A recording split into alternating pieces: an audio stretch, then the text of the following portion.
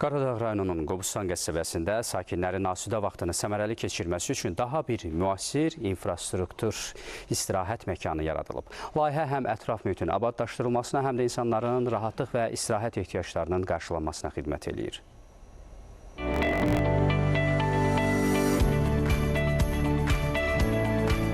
Ekoloji mühitin yaxşılaşdırılması və insanların rahat istirahət etməsi üçün daha bir park istifadəyə verildi. Heydər Əliyev Fondunun vitse-prezidenti, Aidiya İctimai Birliyinin təsisçisi və rəhbəri Leyla Əliyeva yeni salınmış parkla tanış oldu.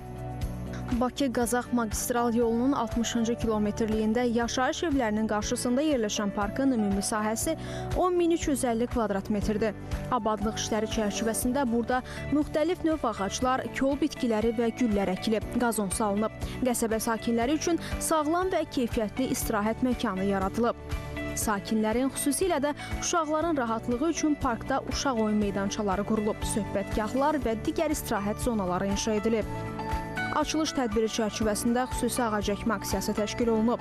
Leyla Əliyeva və Aidiya könüllüləri parkın müxtəlif hissələrində sərf ağacları əkiblər.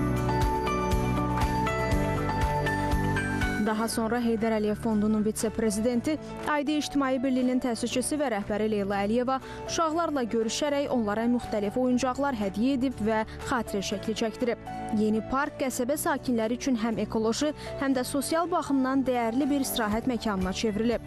Fidan Mahmudova, Emin Əhmədzadə, Leyla Cavad, ASTV xəbər.